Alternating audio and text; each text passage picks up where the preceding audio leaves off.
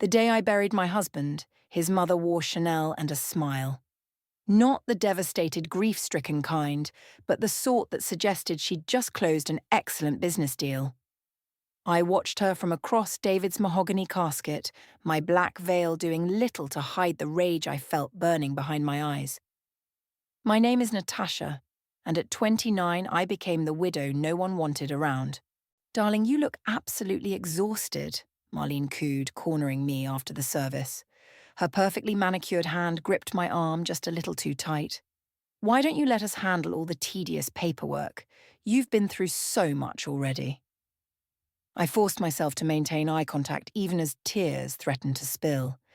"That's thoughtful of you, Marlene." "Mother," she corrected automatically. "We're still family, dear." We had never been family. Not when David first brought me home 5 years ago, not during our wedding, and certainly not now. I was the scholarship girl who'd stolen their golden boy, the constant reminder that their son had chosen love over their carefully selected debutantes. "Franklin and I have everything under control," she continued, steering me away from the gathering of mourners. "The family lawyer will contact you next week. Just focus on processing your grief." The way she said processing made it sound like a task I should complete quickly and quietly, preferably far away from their pristine reputation. "Natasha!" a familiar voice called out. Emerson, David's cousin, hurried over. "Sorry to interrupt, but the Reverend wants to speak with you." Marlene's grip loosened, and I seized the opportunity to step away. As I turned, I caught her mask slip for just a moment, the flash of contempt in her eyes telling me everything I needed to know about my future with the Wells family. Emerson guided me through the crowd, her hand gentle on my elbow. "There is no Reverend," she whispered. "You looked like you needed rescuing." "Thank you," I managed, my voice barely steady. "Here." She pressed an envelope into my hand, glancing nervously over her shoulder. "David. He left this with me last month. Said if anything happened to him, I should make sure you got it." My fingers trembled as I took it. "What is it?" "I don't know, but whatever it is, don't open it here." Her eyes darted toward Franklin, who was holding court among his business associates, looking more like he was at a networking event than his son's funeral. "And don't tell anyone I gave it to you." Before I could respond, she melted back into the crowd, leaving me clutching the envelope like a lifeline. The rest of the afternoon passed in a blur of false condolences and calculating stares. I watched as Franklin and Marlene orchestrated their performance of grieving parents, accepting sympathy with practiced grace while subtly reminding everyone of their family's importance in the community. It wasn't until I was alone in my car, parked safely away from the cemetery, that I finally opened the envelope. Inside was a single key and a note in David's familiar handwriting. "My love, if you're reading this, something's happened to me. There's a safe in our bedroom closet behind the panel where you keep your summer dresses. Everything you need to protect yourself is inside. I'm sorry I didn't tell you sooner. I was trying to fix things first. Trust no one except Emerson. D." My hands shook as I read the words again and again. David had known something was wrong. He'd been preparing for... What exactly? My phone buzzed with a text from Marlene. "Dinner tomorrow night, 7 p.m. sharp. We need to discuss arrangements." I stared at the message, then at the key in my hand. Whatever game the Wells family was playing, they clearly thought I was just a pawn to be moved off the board. But David had left me something important enough to hide. As I started the car, I caught a glimpse of myself in the rearview mirror. My eyes were red from crying, but there was something else there now, something harder. They thought I was weak. They thought I would roll over and accept whatever scraps they deigned to throw me. They thought wrong. I pulled out of the parking lot, the key burning a hole in my pocket. It was time to find out what my husband had been trying to protect me from. I waited until midnight to search for the safe. Every creak of the old house made me jump, even though I knew I was alone. David's presence still lingered everywhere. His reading glasses on the nightstand, his favourite sweater draped over the chair. I forced myself to focus on the task at hand. The panel in our walk-in closet came loose easier than I expected. Behind my summer dresses, just as David's note had said, I found a sleek wall safe I'd never known existed. My hands trembled as I inserted the key. "Come on," I whispered, turning it slowly. The mechanism clicked, and the door swung open. Inside, a heavy leather-bound ledger sat atop a stack of flash drives and manila envelopes. I pulled everything out, spreading it across our bedroom floor. The ledger's pages were filled with David's precise handwriting, columns of numbers, dates, and cryptic notations. My phone rang, making me nearly jump out of my skin.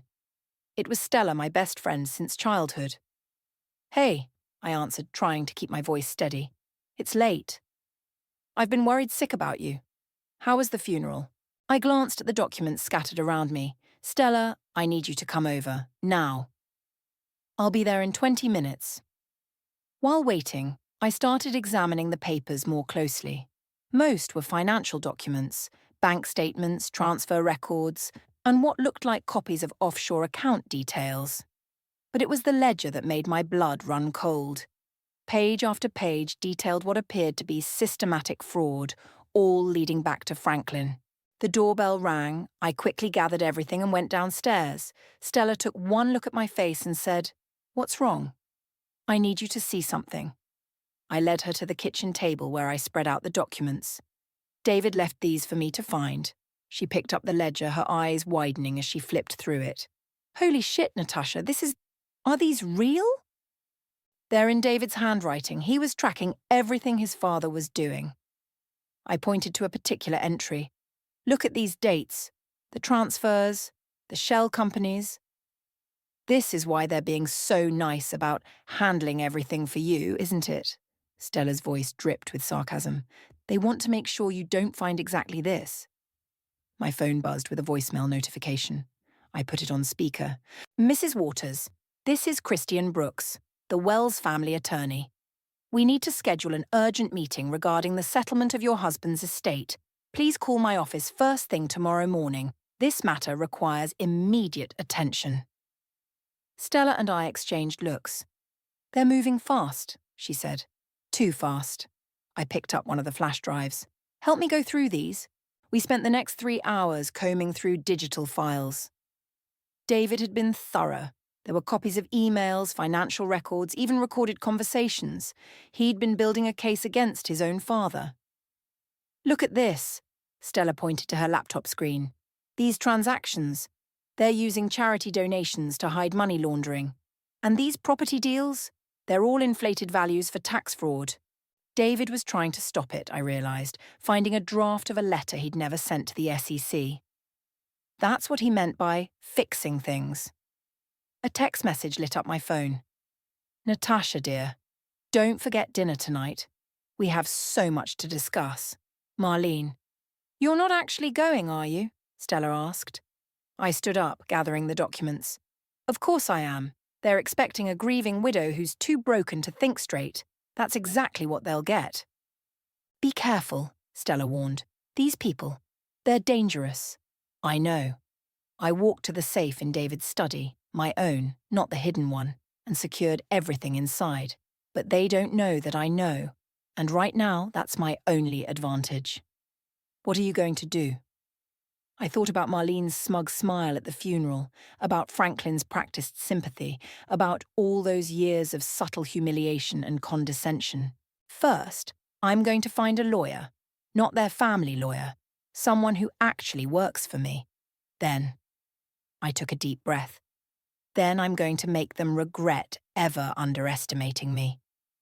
"The Natasha I know would never hurt anyone," Stella said quietly. "The Natasha you know died with her husband." I checked my phone as another text came in. This one from Emerson. "Be prepared. They're not playing fair." "I'm not going to hurt them," I told Stella, my voice hardening. "I'm going to destroy them, and I'll do it completely legally, using their own sins against them." As Stella left, I stood in my empty house, surrounded by the ghosts of my old life. Tomorrow I'd play the role they expected, the meek, helpless widow. But tonight, I had work to do. David had given me the weapons. Now it was up to me to use them.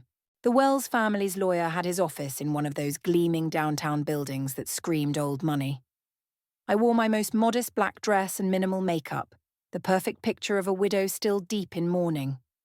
The receptionist led me into a conference room where Franklin, Marlene, and Christian were already waiting. "Natasha, dear," Marlene air-kissed my cheek, "you look tired."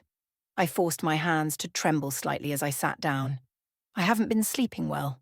"Perfectly understandable," Christian said, sliding a thick stack of documents across the polished table. "Which is why we want to make this as painless as possible for you." Franklin hadn't looked up from his phone. "Sign where indicated, and we'll handle everything else." I picked up the papers with deliberate hesitation. I'm not sure I understand all this legal terminology." "It's quite simple," Christian explained, his tone patronizing. "The family trust will provide you with a generous monthly stipend. In exchange, you transfer your rights to David's business interests back to the family." "Generous?" I flipped through the pages. "What exactly is the amount?" Marlene's smile tightened. $5,000 a month for the next 5 years. More than enough for someone of your background to start fresh. My hand clenched under the table, but I kept my voice soft. "That seems low. David's share of the company alone must be worth millions." "Now, dear," Franklin finally looked up, "let's not be greedy. Remember where you came from, and where you'd be without David's generosity." I felt the familiar sting of their casual cruelty, but this time it fueled me rather than wounded me. Could I take these home to review them?" "That won't be necessary," Christian said quickly. "We can address any concerns right now. I let my voice crack slightly. I want to make sure this is what David would have wanted." "David would have wanted you taken care of," Marlene said smoothly. "Which is exactly what we're doing." The door opened and Emerson walked in, looking surprised to see me. "Oh, I'm sorry. I didn't realize you were in a meeting." "Perfect timing," Franklin said. "You can witness the signing." Emerson's eyes met mine briefly. A warning passed between us. "Actually," I said, gathering the papers, "I really would feel more comfortable having my own lawyer look these over." The temperature in the room dropped 10 degrees. "Your own lawyer?" Marlene's voice could have frozen hell. "Christian has been our family lawyer for 20 years. Are you suggesting we can't trust him?" "No, of course not." I clutched the documents to my chest, playing up my anxiety. I need time to process everything. This is all happening so fast." "Natasha," Franklin's tone was dangerous now. "Don't make this difficult. Sign the papers." I can't. Not today." I stood up, my hands visibly shaking, though not from fear. "Please understand. I need time." Christian stepped between me and the door. "Mrs. Waters, I strongly advise against leaving with those documents." "Are you threatening me?" I asked quietly. "Of course not," Marlene interjected. "We're trying to help you, but if you insist on being difficult—" She paused meaningfully. "Well, grief can make people do strange things, say strange things, things that could damage reputations." The threat was clear. I let tears fill my eyes. "I just need 48 hours, please." 24, Franklin snapped. "And Natasha, don't do anything stupid. You wouldn't want to jeopardize your future security." I hurried out, clutching the papers. In the elevator, Emerson suddenly appeared beside me. "They're planning something," she whispered. "Be careful. They've hired private investigators to follow you." "Why are you helping me?" She smiled sadly. "Because David was the only decent one among us. And because I've watched them destroy enough people." The elevator doors opened. "Thank you," I whispered back. "Don't thank me yet. Just watch your back." I drove straight to the office address Stella had given me. The sign on the door read, "Stephanie Hunter, attorney at law." Inside, a sharp-eyed woman in her 40s looked up from her desk. "Mrs. Waters?" She extended her hand. "Your friend Stella called ahead. Said you needed someone who isn't afraid to take on giants."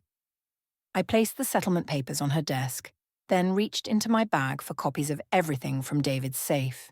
Actually, I said, my voice steady for the first time that day, I need someone who knows how to slay them.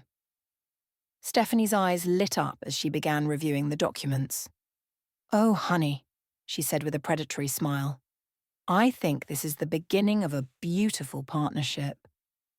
This is dynamite, Stephanie said, spreading David's documents across her conference table. Tax fraud, money laundering, fake charities. Your father-in-law's been busy. Can we prove it's real? I asked. She nodded toward a gruff-looking man in the corner. That's why I called Hector, best forensic investigator in the city. Hector grabbed the ledger, examining it under a portable light. The ink aging matches the dates. Paper fibers consistent with high-end accounting books from the listed years. This isn't a forgery. My phone buzzed. Another text from Marlene. Time's running out, dear. Don't force our hand. They're watching me, I told Stephanie. Emerson warned me about private investigators. Already handled. Stephanie pointed out her window to a van across the street. See that cleaning service vehicle? That's their guy. And the coffee cart 2 doors down? That's mine. You're covered. Hector pulled out his laptop. These offshore accounts your husband documented, I can trace them through shell companies in the Caymans, Luxembourg, and Dubai, all leading back to your father-in-law. How much are we talking about? I asked. Conservatively, 50 million in hidden assets, he whistled. No wonder they're trying to push you out quickly. Stephanie's phone rang. Her face darkened as she listened. They're moving faster than expected. Christian just filed an emergency petition questioning your mental state. They're claiming grief has made you unstable. What does that mean? They're trying to get emergency conservatorship over David's estate. If they succeed, you'll lose access to everything, including your joint accounts. My hands clenched into fists. They can't do that. They can try. Stephanie started typing rapidly on her computer. But they just made their first mistake. Filing this petition gives us discovery rights. We can demand to see all their financial records now. Hector looked up from the ledger. We need to move fast. Once they realize what David left you, they'll try to destroy evidence. Already happening, I said, showing them my phone. Emerson had sent a photo of Franklin's office, where a shredding service was unloading boxes. Perfect, Stephanie smiled. Destroying evidence after a legal proceeding begins. That's a federal offense. A sharp knock at the door made us all jump. Stephanie's assistant poked her head in. Mrs. Waters, there's someone here to see you. Says she's family. Emerson rushed in looking panicked. They know. Someone at the bank tipped them off that you were asking about David's private accounts. How bad?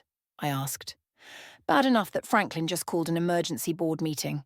They're going to try to freeze you out of everything by midnight. Stephanie grabbed her phone. Like hell they are. She dialed quickly. Judge Martinez, Stephanie Hunter. I need an emergency injunction. Yes, it's that urgent. Hector was already packing up his equipment. I can have verification on all these transactions within hours, but once we move, there's no going back. I thought about David, about all the times I'd seen worry cloud his face when he came from family meetings, about how he'd been secretly gathering evidence, trying to protect me. Do it, I said. Emerson touched my arm. Natasha, they'll destroy you if they can. No, I replied, watching Stephanie argue forcefully on the phone. They'll try. The next few hours were a blur of legal documents, phone calls, and digital forensics. Hector confirmed the authenticity of every transaction in David's records. Stephanie secured an emergency injunction preventing any changes to David's estate or business holdings. At exactly 11:45 p.m., my phone rang. Franklin, I put it on speaker. You stupid little gold digger, he snarled. You have no idea what you're doing. Actually, I replied calmly, I know exactly what I'm doing. Check your email. Stephanie had just sent a detailed letter outlining everything we had, along with a counter-offer that would make their original settlement look like pocket change. You're bluffing, he said, but his voice wavered. Am I? Ask your accountant about the transfers to Paradise Holdings in 2019. Or should we discuss the charitable contributions that never reached their intended recipients? Silence. We meet tomorrow, I continued. My terms, my lawyer, or this all goes to the SEC. You'll regret this, he growled before hanging up. Emerson looked at me with a mixture of fear and admiration. They're going to come at you with everything they have. Good. I gathered my coat, suddenly exhausted but determined, because I'm done playing the grieving widow. It's time they met the real me. Stephanie handed me a fresh coffee. Get some rest. Tomorrow we go to war. As I drove home, I noticed the cleaning van was still following me. Let them watch, I thought. Let them see exactly what they'd created when they decided to underestimate me. The first crack in the Wells family empire appeared at exactly 9:47 a.m., when their biggest investor pulled out of a major development project. I watched it unfold from a cafe across from their corporate headquarters, sipping my coffee as Franklin stormed through the lobby, his face purple with rage. It's working, Hector said, sliding into the seat across from me. The anonymous tips we sent about financial irregularities have spooked 3 major partners. My phone lit up with Emerson's text. Board members are jumping ship. Marlene's having a meltdown. How's our friend in the van doing? I asked, nodding toward our tail. Hector smirked. Still thinks he's invisible. Should we tell him his fly's down? Let him watch. It's what they're paying him for. My phone rang. Stephanie. You need to see this, she said without preamble. They're trying to access David's private email server. Can they get in? No, but the attempt itself proves they're desperate. They don't know what else he might have documented. A sleek black car pulled up to the building's entrance. Marlene emerged, looking considerably less polished than usual. She was arguing with someone on her phone. Time for phase 2, I said, standing up. Make the calls. By noon, rumours were circulating through every country club and charity board in the city. Nothing concrete, nothing actionable, just whispers about federal investigations and offshore accounts. The kind of gossip that spreads like wildfire among the elite. Christian called at 2 p.m. This has gone far enough, he said, his lawyer's smoothness cracking. Let's discuss a reasonable solution. Reasonable, I laughed, like having me declared mentally unfit. That petition has been withdrawn. We're prepared to offer, no offers, no deals, not yet. I hung up. At 3 p.m. I met Stephanie at her office. She had new documents spread across her desk. They're scrambling to hide assets, she said, moving money between accounts, trying to cover their tracks, but we have copies of everything, I finished. Better. She held up a flash drive. We have proof they're actively obstructing justice. My phone buzzed again. Emerson. They're planning something big. Be careful. As if on cue, Hector burst in. They just hired a crisis management firm. Top guys, known for dirty tricks. Perfect, Stephanie said. More witnesses for when this all goes public. I felt a twinge of guilt. Emerson's going to lose everything too. She made her choice when she helped you, Stephanie reminded me. She knew the cost. The rest of the afternoon was a cascade of small victories. 2 more investors pulled out. A prominent charity removed Franklin from their board. Marlene's social circle suddenly had urgent appointments whenever she called. Then came the counterpunch. Turn on the news, Stella texted. There it was, a tearful interview with Franklin and Marlene, portraying themselves as victims of a vindictive daughter-in-law who was desecrating their son's memory. They'd even dug up an ex-boyfriend of mine to suggest I had a history of extortion. They're getting sloppy, Stephanie said, watching. This reeks of desperation. My phone rang again, a number I didn't recognize. Mrs. Waters? A man's voice. I'm a reporter with the Financial Times. We've received some interesting documents about Wells Industries. Care to comment? I smiled. Actually, yes, but not over the phone. Shall we meet? After arranging the meeting, I turned to Stephanie. They think they can win this in the court of public opinion. They've obviously never met me in court, she replied, already drafting our response. Hector's phone pinged. Heads up. Their PI just got called back to their office. They're planning something for tonight. Right on cue, Emerson called. Natasha, they're coming to your house. Some nonsense about retrieving family heirlooms before you can destroy evidence. Let them come, I said. Everything important is already secured. There's more, she hesitated. They're saying David was planning to divorce you. They've got papers drawn up with a date from before his death. I felt a cold fury settle over me. They were trying to destroy not just my future, but my past with David too. Send me everything you can about those papers, I told her. And Emerson, thank you for everything. Don't thank me, she said quietly. Just finish this. I looked at Stephanie and Hector. They want to play dirty? Fine. Release everything to the SEC. All of it. That's scorched earth, Stephanie warned. No coming back. They're trying to erase my marriage to David, I said, my voice hard. So, I am going to erase their entire empire. As night fell, I watched from my window as expensive cars pulled up to my house. Franklin, Marlene, Christian, and their hired muscle, coming to intimidate me one last time. They had no idea they were walking into their own execution.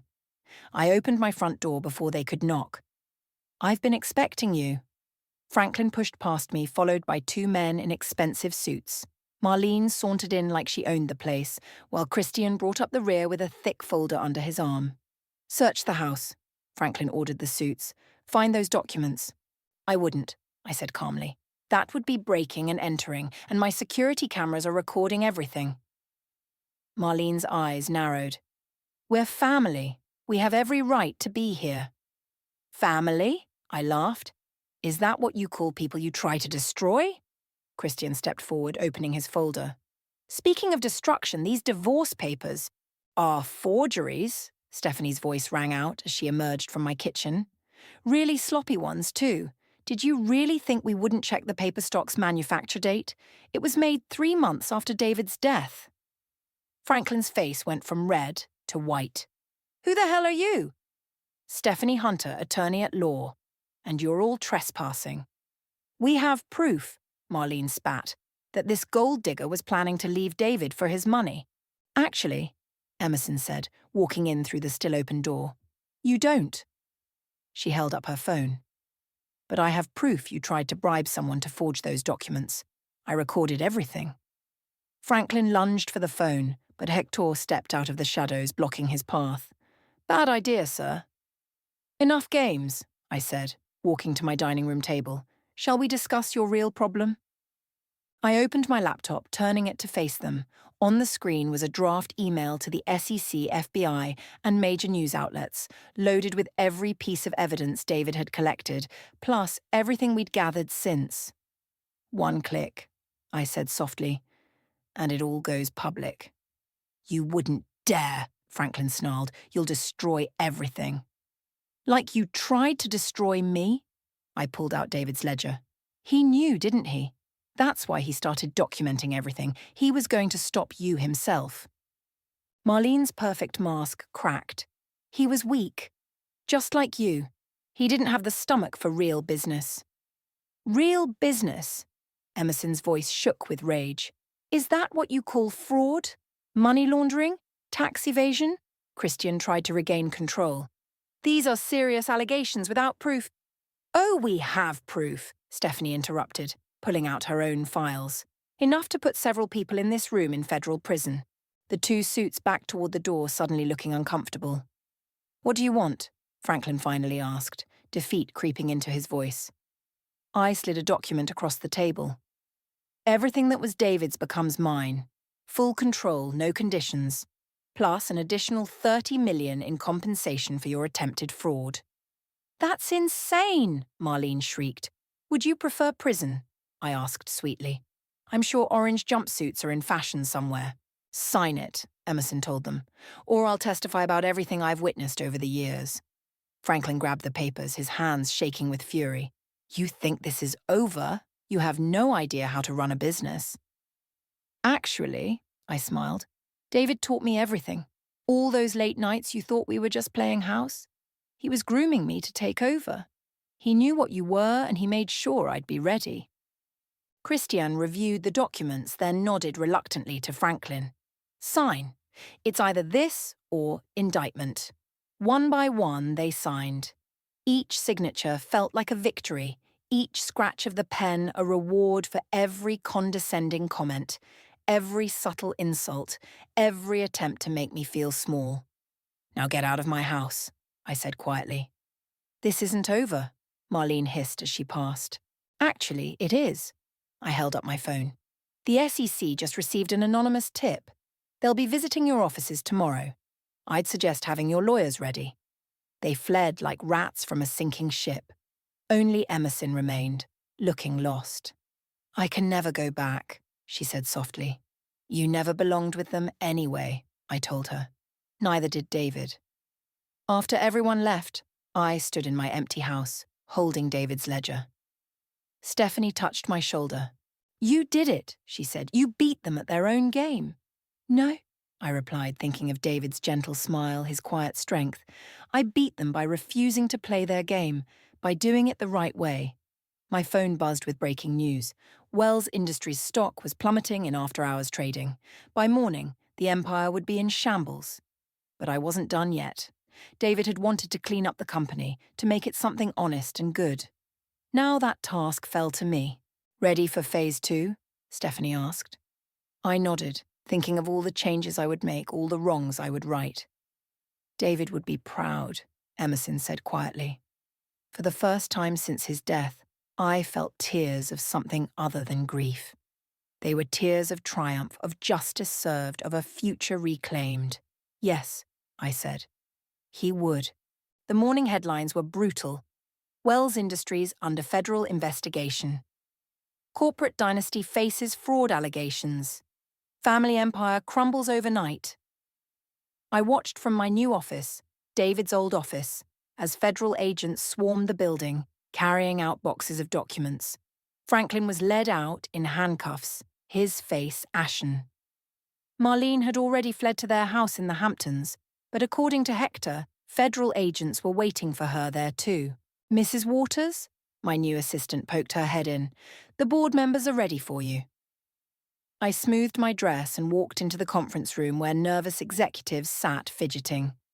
These were the same people who'd once looked through me like I was invisible.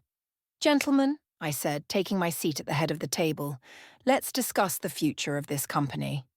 "The shareholders are panicking," one executive blurted. "We're hemorrhaging value." "Good." I opened my laptop. "Because everything about this company needs to change, starting with how we do business." My phone buzzed. Stephanie. "Franklin's singing like a bird to reduce his sentence. Marlene just got picked up." "The SEC has frozen most of our accounts," another board member complained. "Not mine," I replied. "I've already transferred clean capital to keep us operational. Now, about those fake charities." "They were Franklin's idea," someone protested. "And now they're my problem to fix." I pulled up a presentation. "Here's how we're going to make this right." For the next hour, I outlined my plan to transform the company. Real charitable contributions, ethical business practices, complete transparency. "This is business suicide," one of the older board members scoffed. "No," I corrected him. "This is business evolution. Anyone who doesn't want to evolve can leave. Now." 3 members stood up and walked out. Good riddance. My phone buzzed again. Emerson. "Just testified to the FBI. Marlene's lawyer quit. She's crying about betrayal." The irony almost made me smile. The rest of the day was a blur of meetings, interviews, and damage control. By evening, I was exhausted but satisfied. That's when Christian showed up.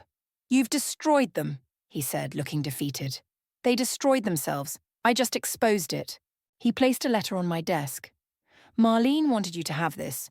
She wrote it from the Federal Holding Center." I opened it. "You ungrateful little witch. You've ruined everything we built. I hope you're happy in your stolen kingdom. You never deserved David." I calmly fed the letter through the shredder.